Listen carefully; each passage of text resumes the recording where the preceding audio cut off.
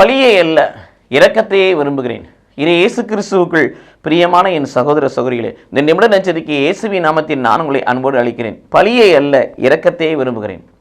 குற்ற பழியை அல்ல, நிவாரண பழியை அல்ல, எரி பலியை அல்ல, நான் இரக்கத்தை விரும்புகிறேன் என்று சொல்கிறார்.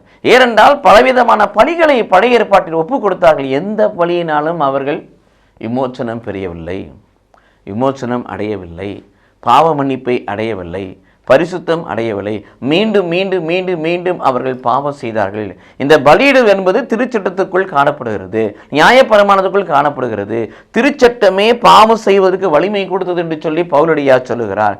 ஆகவே தான் இயேசு கிறிஸ்து வருகின்ற பொழுது திருச்சட்டத்தையோ இறைவாக்குகளையோ அழிக்க வரவில்லை, அவற்றை நிறைவேற்ற வந்தேன் என்று சொல்கிறார்.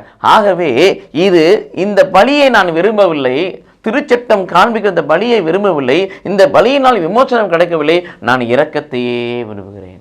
உன் உள்ளத்தையே நீ எனக்கு பலியாய் கொடு. நொறுங்குண்ட உள்ளத்தை இறைவா நீ புறக்கணிப்பதில்லை.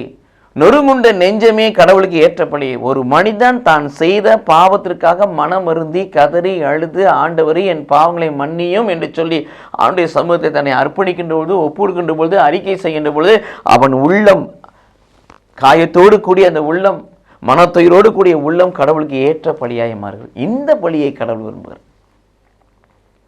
அப்பொழுது என்ன நடக்குனாக்கா, இப்படிப்பட்ட பலியை, ரத்தம் சிந்தாத ஒரு பலியை ரத்தம் சிந்திய கடவுளுக்கு நாம் கொடுக்கின்ற பொழுது கடவுள் தன் இரக்கத்தை பொழிகிறார், மன்னிப்பை கொடுக்கிறார், அருளை கொடுக்கிறார், விடுதலை கொடுக்கிறார், இழந்து போன வாழ்வை அவனுக்கு இரட்டிப்பாய் கொடுக்கிறார்.